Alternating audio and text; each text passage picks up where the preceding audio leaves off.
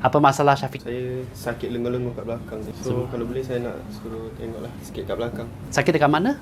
Kat pinggang. Dekat pinggang, ha? Okey. Dekat sini. Dah berapa lama? Lama dah, berbulan-bulan dah. Dah berapa? Saya cek badan dulu ya. Okey, salah satu punca kenapa sering sakit belakang ya, sebab tulang sini ada bonggolan di leher, dan nombor dua, tulang belakang sini bengkok sikit.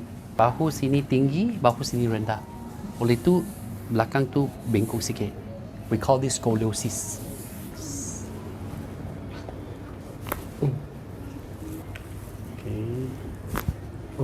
Okay, relax saja. Relax.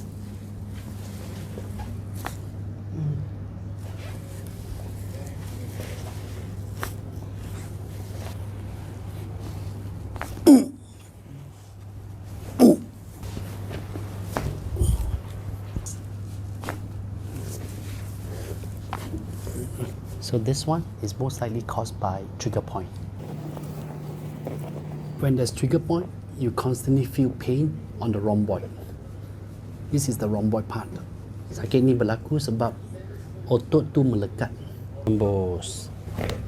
Nafas, hembus.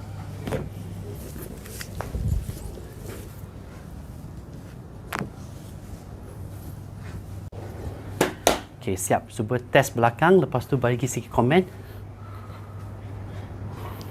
Cuba naik tangan. Dah lega dah. Dah sakit. So korang boleh datang sini sebab dah hilang dah lenguh-lenguh.